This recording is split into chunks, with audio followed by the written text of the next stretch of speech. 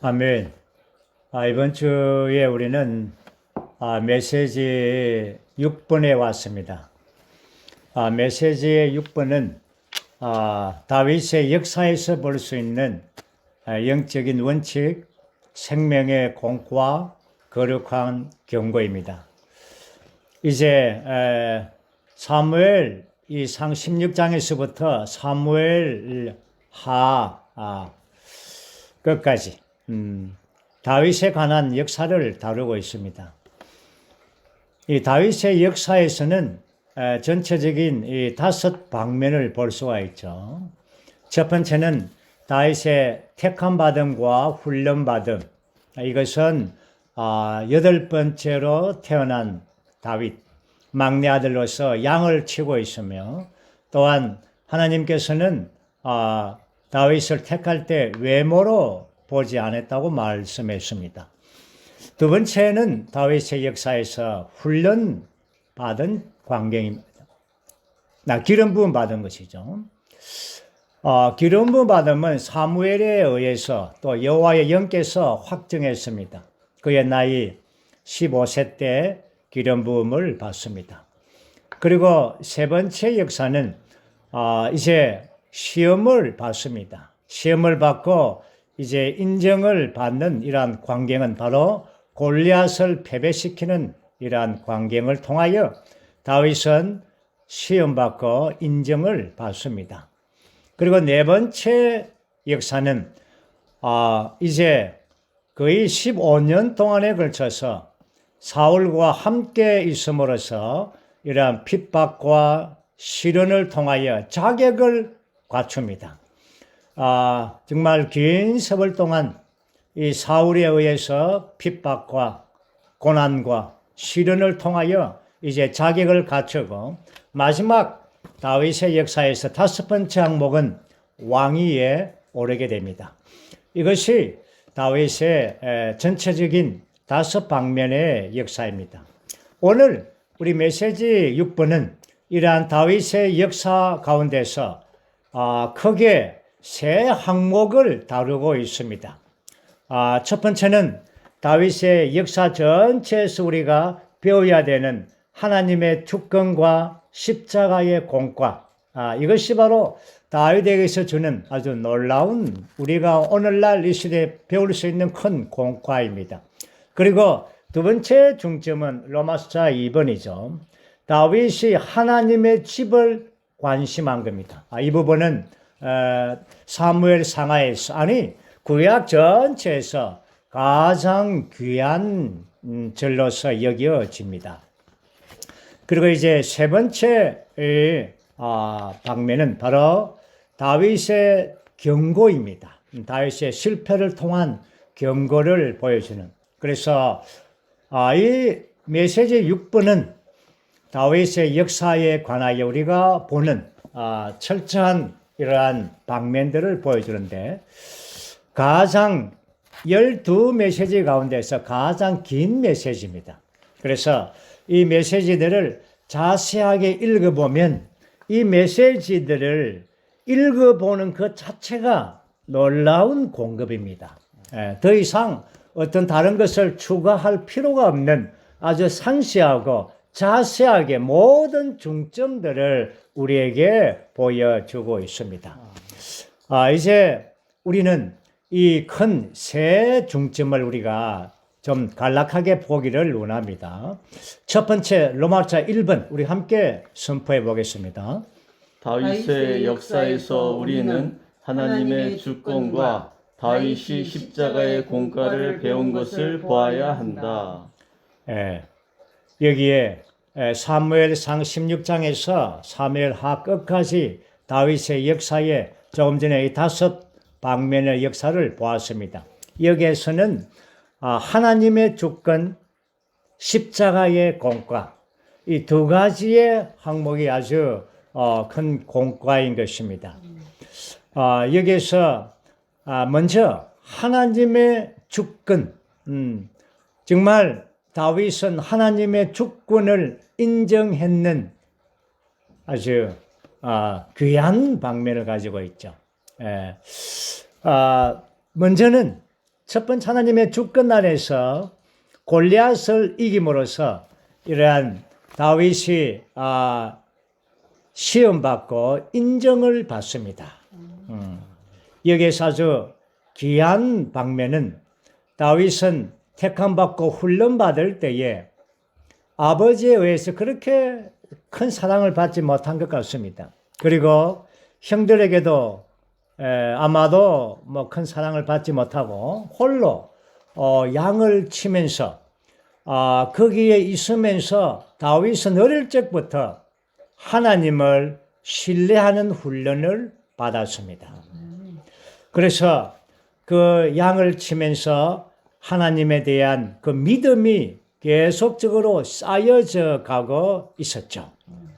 그래서 다윗의 이러한 이 간증에 의하면 아버지의 양을 칠 때에 사자가 와서 또 곰이 와서 양들을 이렇게 잡아가면 다윗이 뒤쫓아가서 그 맹수를 사자와 곰을 때려잡았다고 말했습니다.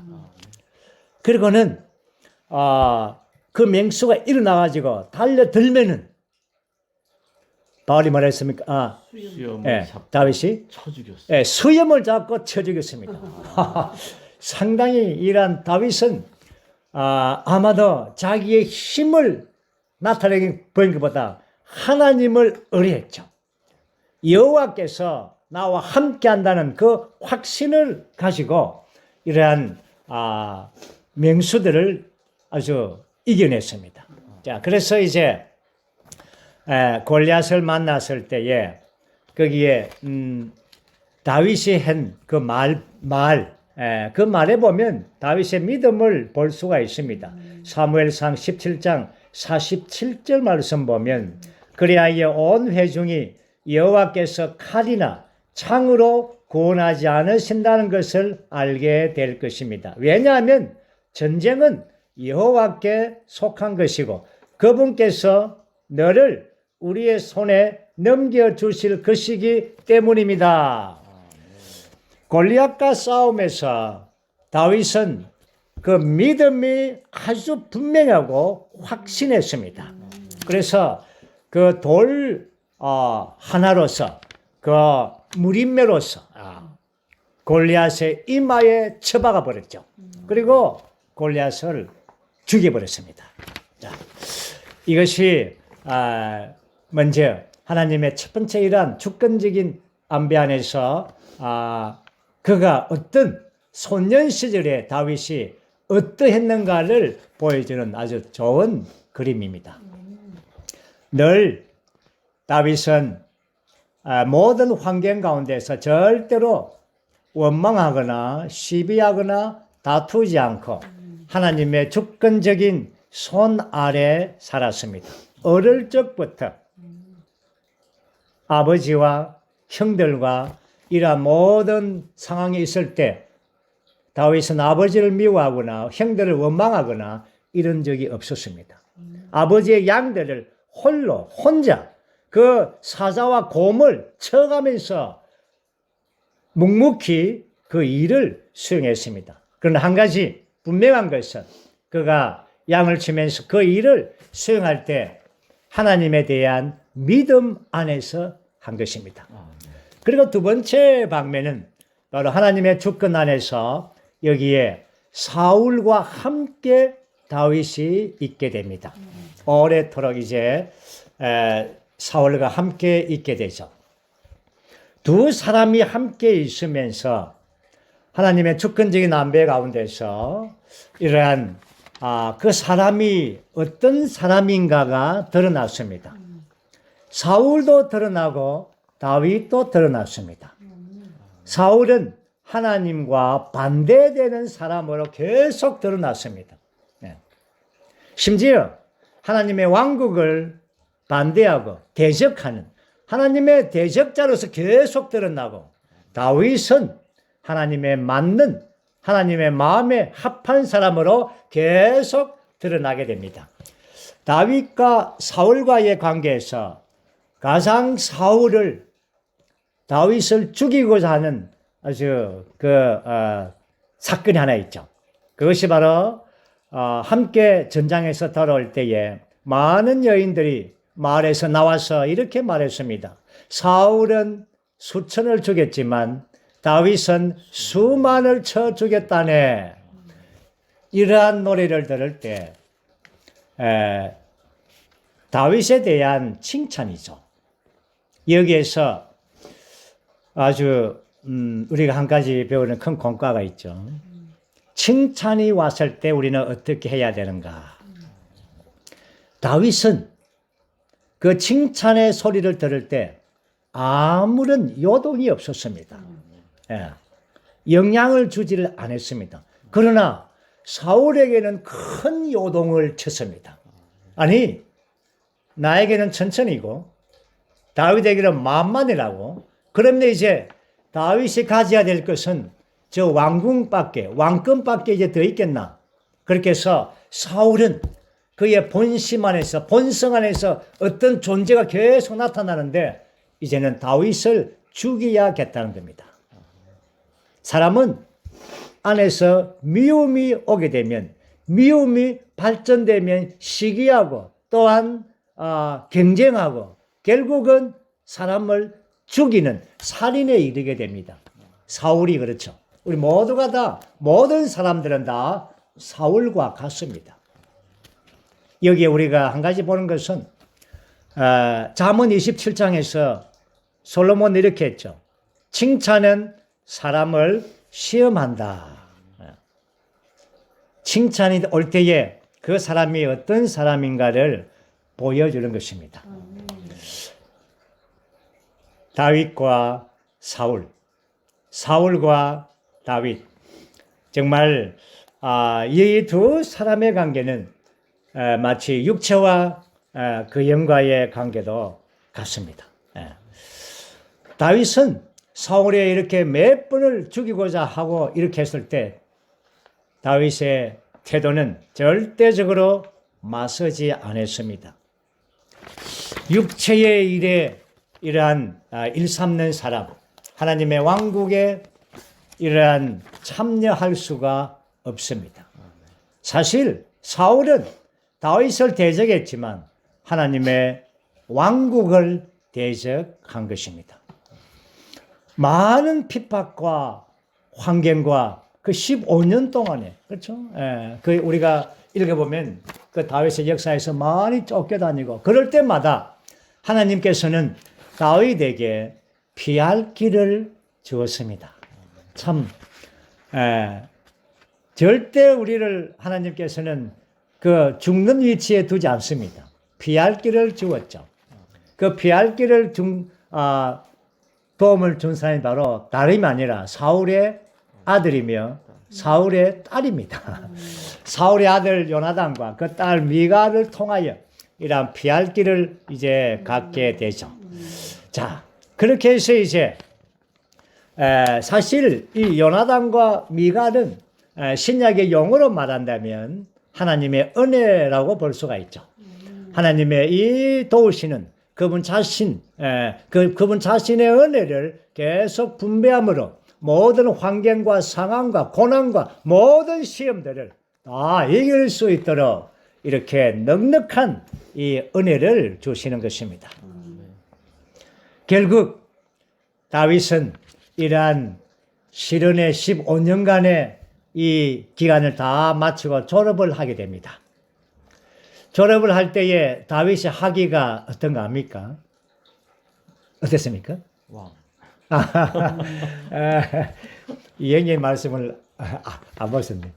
이영재님의 말씀에 의하면 다윗의 15년간의 일한 이 학위를 다 마치고 졸업할 때 그의 학점은 A++++.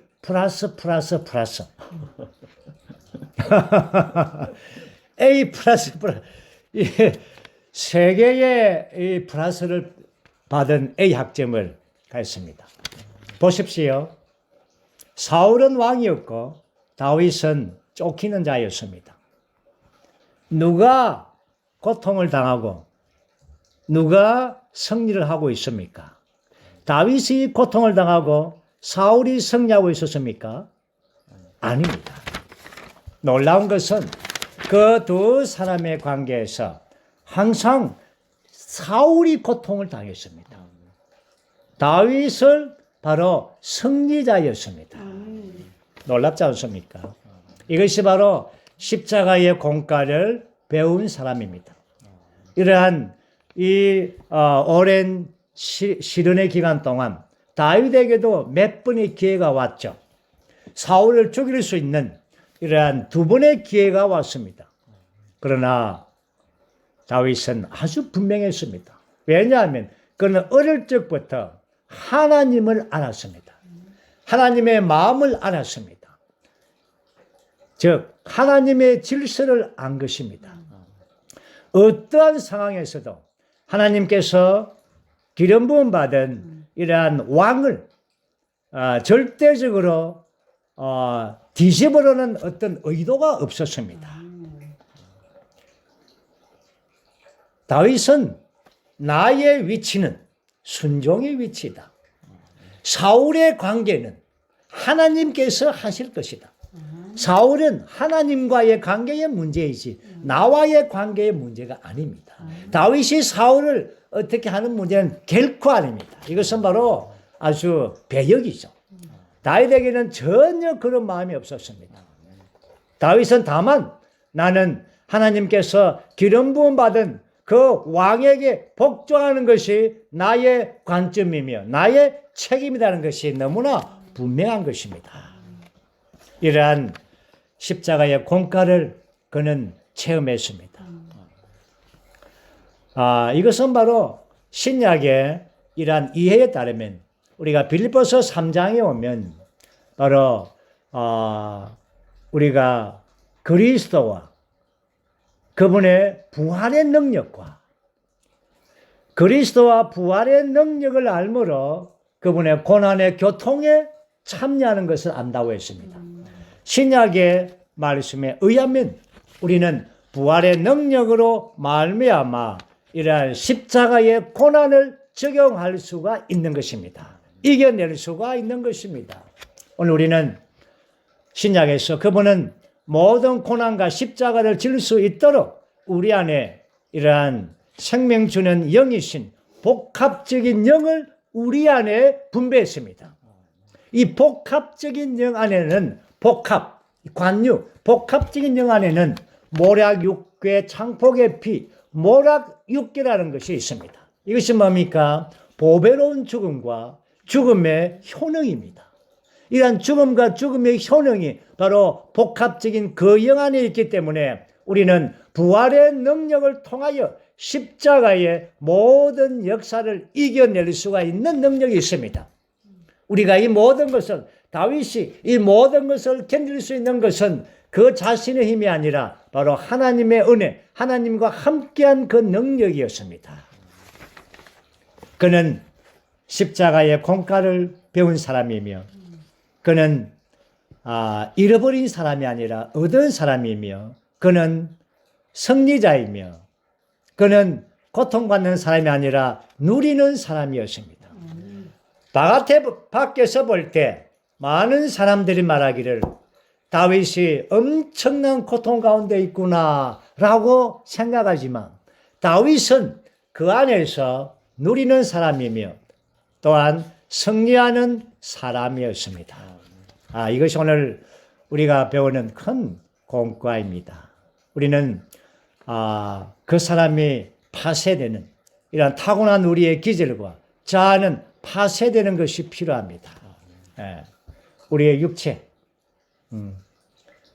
우리가 지난 주에 우리가 아말렉과의 이 전쟁에 관하여 자세하게 상세하게 우리가 추구했습니다.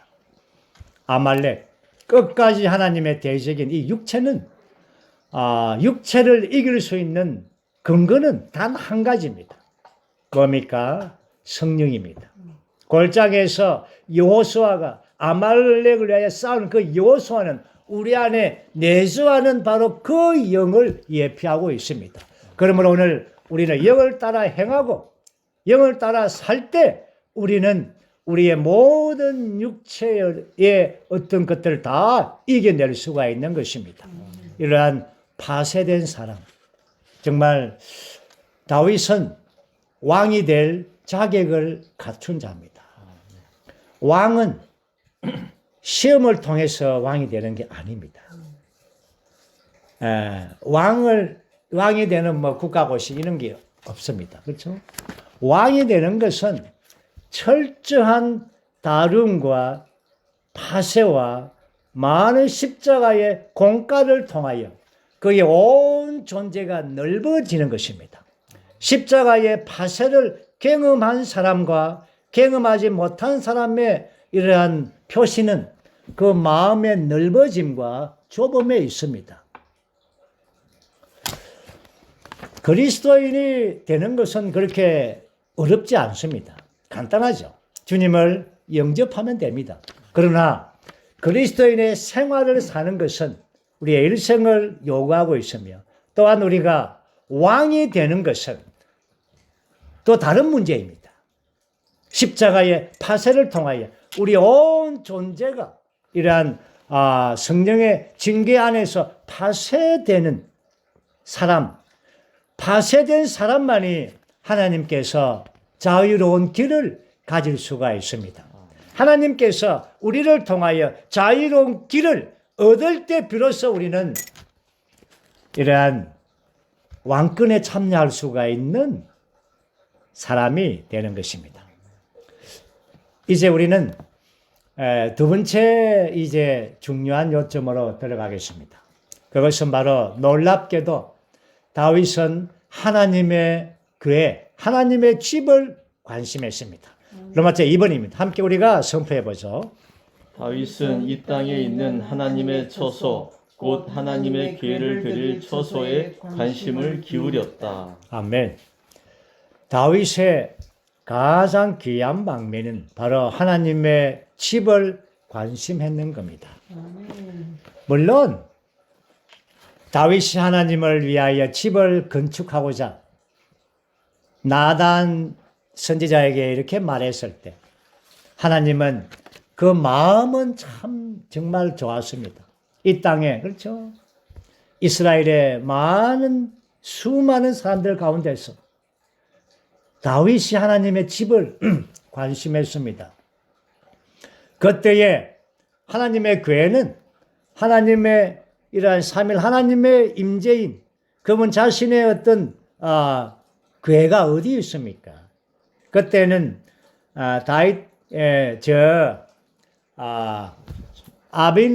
아비나답 집이었죠. 우리가 알듯이 이러한 교회의 역사를 보면 이렇습니다. 출애굽기에서 하나님께서 모세를 통하여 교회를 만들었죠.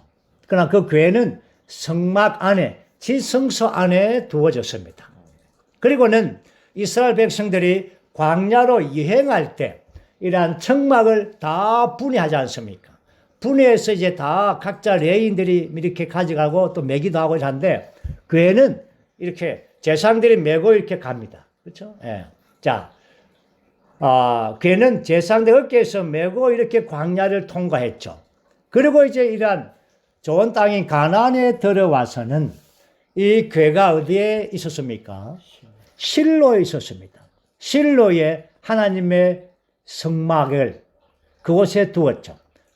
실로에서 하나님의 성막 안에 그 교회가 머물렀습니다. 그때는 사무엘이 어릴 때 그 교회를 보았죠.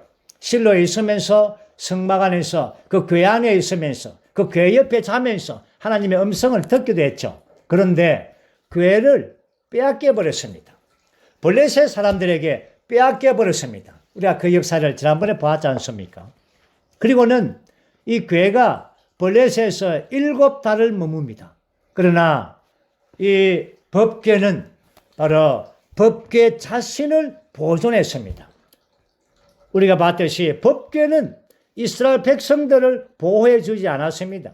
그들은 이러한 법궤를 이용했습니다. 하나님을 탈취했죠. 그러나 블레셋에 간 이 법궤는 하나님 자신은 그를 보호해서 주변의 모든 상을 어렵게 만들었습니다. 많이 죽임을 당했죠. 그래서 블레셋 사람들이 이러한 이스라엘 사람들에게 법궤를 가지고 가라고 말합니다. 그때 이제 베세메스에 와서 기란 여아렘에서 아비나답 집에 있었습니다. 다윗이 그 법궤를 가지고 이제 오기를 원했죠. 그래서 그 법궤를 가지고 이제 오다가 으름을 당하니까 우사가 죽으니까 오베도돔 집에 두었습니다. 그렇죠? 거기에 3개월 있다가 또 다시 가지고 오셔. 자, 이제 이 법궤는 다윗의 천막 안에 있습니다. 다윗이 생각합니다. 나는 백향목궁에서 이렇게 아주 좋은 집에 사는데 하나님은 천막에 산다니 내가 하나님을 위하여 집을 건축해 주겠습니다. 그러나 하나님은 나단을 통하여 다윗에게 이렇게 말했습니다. 내가 나를 위하여 집을 건축하겠다고 이겁니다. 오늘 우리가 여기서 한 가지 아주 깊이 있게 보는 것은 내가 나를 위해서 뭘 하겠다고 이겁니다. 사람은 하나님을 만나는 다음 날부터 하나님을 위하여 뭔가를 하기를 원합니다. 그러나 그리스도인의 역사는 하나님을 위하여 뭔가를 하는 역사가 아닙니다. 하나님께서 우리를 위하여 해 주시는 역사가 그리스도인의 역사이요 그리스도인의 생활입니다. 자칫 잘못하면 인도하는 자들은 이러한 성소를 범하는 죄를 지을 수가 있습니다. 이게 뭡니까? 하나님에 의해서 시작되지 않고 하나님의 갈망에 따르지 않고 그 일의 결과가 하나님께 영광을 돌리지 않는 모든 것들은 다 성소를 범하는 죄를 범하는 것입니다. 바보 자매님이 이렇게 말한 적이 있죠. 누구든지 하나님을 위해 일하는 것을 멈출 수 없는 사람은 하나님을 위해 일할 수 없다. 멈추지 않는 사람은 일할 수 없습니다. 멈춤, 스톱이 무엇입니까? 레즈렉션입니다. 멈추는 것은 바로 부활 안으로 이끌어가는 것입니다. 이러한 정말 다윗은 이러한 멈추는 사람이었습니다. 다윗은 하나님을 위하여 집을 건축하고자 할 때 하나님께서 멈추라고 할 때 다윗은 멈추었습니다. 그리고는 이제 하나님께서 다윗에게 뭐라고 말합니까? 내가 너를 위하여 집을 지어줄 것이다. 오 하나님, 저는 왕궁이 어마어마하게 아주 멋집니다. 나에게 집이 있습니다. 아니다. 그것은 너의 집이 아니다. 너의 집은 바로 너에게서 날 씨가 그 씨가 너를 위하여 집을 지어줄 것이다. 하나님께서 사람을 창조할 때에 바로 상호 집을 갖기 위하여 창조한 것입니다. 하나님은 영원하신 분이지만 그분은 집이 필요한 것입니다. 신성의 집은 인성입니다. 누구도 하나님의 집은 인성 외에는 집이 안 됩니다. 사람을 창조할 때에 그 인성의 집은 신성입니다. 그렇기 때문에 하나님과 사람은 서로 집을 가져야 되는 것입니다. 하나님께서 사람 안에 들어서서 사람의 집이 되고 사람이 하나님 안에 들어가서 하나님의 집이 되는 것입니다. 이것이 바로 신성과 인성의 연합되는 상호 거처를 얻는 것입니다. 이 놀라운 사무엘하 7장에 있는 이 엄청난 계시가 주의 회복 안에서 최고봉의 계시로 발전이 됩니다. 이 말씀이 이 사무엘하 7장에 있는 이 구절의 이 말씀이 나중에 다윗의 씨가 하나님의 아들이 되어서 이 최고봉의 계시 하나님께서 사람이 되신 것은 사람의 신격이 아니지만 생명과 본성에서 하나님이 된다는 이 최고봉의 계시가 사무엘하 7장에서부터 발전되었습니다. 아멘. 아주 우리는 이 방면을 메시지 8번과 9번에서 자세하게 보게 될 것입니다. 이제 우리는 마지막 세 번째 중점을 보겠습니다. 함께 우리가 선포해 보죠. 하나님께서 다윗을 심판하심으로 벌주신 사건은 오늘날 우리에게 경고를 주기 위하여 기록된 것이다. 하나님은 자애로우시고 긍휼이 많으신 하나님이실 뿐만 아니라 의로우시고 두려우신 분이시다.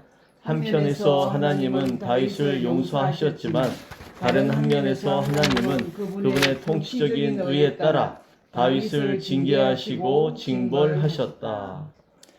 이 놀라운 하나님의 마음에 합한 아주 정말 대단한 다윗이 이러한 엄청난 죄를 범합니다. 과연 이게 가능할까? 가능합니다. 왜 그렇습니까? 왜 가능합니까? 바로 사람이기 때문에 그렇습니다. 영적인 큰 성취를 가지더라도 그는 여전히 사람이었습니다. 다시 한 번 더 말합니다. 육체는 육체입니다. 여기에서 다윗의 실패 안에서 그 실패의 시작점은 바로 이러한 평화로운 때입니다. 이러한 요압과 그의 장수들은 다 그의 신하들은 다 전장터에 보내고 자기 홀로 아주 평화로운 시간을 가졌습니다. 그럴 때에 이러한 방심이죠. 평화로움이 방심을 보여주고 이러한 안목의 정욕을 본 것입니다. 그가 옥상에 그렇죠? 올라와서 팽팽한 옥상이었죠. 유대인들은 집들이 다 옥상이 팽팽합니다. 왜냐하면 그곳에서 경건한 사람들은 그곳에서 기도의 장소로 택합니다. 베드로도 그곳에서 기도한 적이 있었죠. 어쨌든 그러나 그는 기도하지 않고 안목의 정욕을 보았습니다. 육신의 정욕이 발동했습니다. 눈의 욕망과 육체의 욕망에 빠짐으로써 그의 왕권을 사용해서 이러한 간음의 죄를 범합니다. 그러한 간음의 죄를 덮기 위하여 또한 그의 충직한 신하인 그 우리야까지도 살해합니다. 간음과 살인과 그 10계명의 후반부 5계명 모두를 다 범해 버렸습니다. 이 사람이 다윗이 맞습니까? 맞습니까? 맞습니다. 다윗이 맞습니다. 그 아주 골리앗을 쳐부수고 시험과 또 사울을 모든 인내와 모든 걸 다 십자가의 공갈을 다 견디내고 하나님의 성전을 간심한 그 다윗이 맞습니다. 우리는 이러한 경고를 통하여 과거에 우리가 어떠한 업적을 가졌더라도 우리는 여전히 육체가 있다는 것을 잊어서는 안 되는 것입니다. 정말 이러한 사건으로 말미암아 이스라엘 전체가 이러한 어려움에 빠집니다. 정말 그 다음에 왕인 그의 아들 솔로몬은 더 큰 부패를 가지고 왔죠. 그리고는 왕국이 분열되고 또 빼앗기고 잃어버리고 그리고 다윗의 그런데 놀라운 것은 10편 51편에 보면 그는 즉시 나단이 지적할 때 바로 깨우쳤습니다. 돌이켰습니다. 그리고 회개했습니다. 하나님께서는 그 회개를 받아 주었습니다. 그렇지만 다윗에게는 그 통치적인 손이 늘 머물게 했습니다. 우리가 어떤 죄들은 하나님께 용서하면 완전히 잊어버립니다. 깨끗하게 기억도 하지 않습니다. 그러나 어떤 죄들은 그 죄는 용서되었지만 그러나 이 다윗처럼 통치적인 손은 거기에 머물게 하는 것입니다. 그래서 여러분 우리가 계속 읽어보면은 다윗에게 거기에 다윗의 집안에 그 칼이 집안을 떠나지 않았다고 말합니다. 그의 아들 암논이 그의 누이 다말을 근친상간하고 압살롬이 또 암논을 죽이고 압살롬이 또 반역하고 이런 많은 것들이 발생했습니다. 그럴 때에 다윗은 모든 일어나는 상황들을 안에서부터 알았습니다. 나의 죄의 결과인 것을 아는 것이죠. 시므이가 막 다윗을 욕하면서 막 따라올 때에 그게 죽일 수 있는 그는 권한도 있고 또 죽일 수도 있었지만 그러나 죽이지 마라. 그의 말하는 것은 하나님이 말하는 것이다. 다윗은 알았습니다. 이제 우리는 결국 다윗은 정말 해가 뜨는 것처럼 높이 떠서 중천에 떴지만 그는 다윗은 늙었을 때에 그 해는 저녁에 이 지는 노을처럼 일몰처럼 세잔하게 다윗의 말년이 끝났습니다. 우리는 여기에서 다윗의 일생을 통하여 이 거룩한 경고를 받을 필요가 있습니다. 이제 우리는 마지막 우리 여러분의 계열 다 보십시오. 마지막 N번 우리가 한번 읽고 마치겠습니다. 그리스도인의 삶은 하나님의 통치를 배우는 삶이다. 우리는 뿌린 대로 거둔다. 우리가 다른 이들에게 더 관대할수록 하나님은 우리에게 더욱더 관대하실 것이다. 우리가 우리의 형제들에게 인색하고 엄격하다면 하나님은 우리에게 인색하시고 엄격하실 것이다. 다른 사람들이 병중에 있거나 공경에 처해 있을 때 이때는 우리가 그들을 도와줄 때이지 그들을 비난할 때가 아니다. 아주 놀라운 정말 이러한 우리의 경고를 통하여 이 메시지의 결론을 짓습니다. 우리는 이러한 다윗의 경고를 통하여 우리의 삶은 우리가 뿌린 대로 우리가 거두어 드린다는 것입니다. 우리가 다른 사람들을 관대하게 용서해 준다면 우리는 용서를 거둘 것입니다. 우리가 다른 사람들을 엄격하게 대하고 인색하게 대한다면 하나님은 우리를 그렇게 대하실 것입니다. 우리는 축복을 위하여 다른 사람들을 축복해 주기 위하여 우리는 여기에 부름을 받았습니다. 그래서 우리는 항상 다른 사람들을 이렇게 장점을 귀히 여기고 축복해 주고 이럴 때에 그 모든 이러한 뿌린 씨앗들이 우리에게 돌아오는 것입니다. 우리는 이러한 다윗의 일생을 통하여 정말 영적인 이러한 원칙, 생명의 공과 이러한 거룩한 경고까지 다윗의 일생을 통하여 오늘날 우리가 이 시대에서 교회 생활 안에서 어떠한 삶을 어떠한 생활을 살아야 하는가에 대한 분명한 조망을 우리에게 주심을 감사합니다. 주님을 찬양합니다.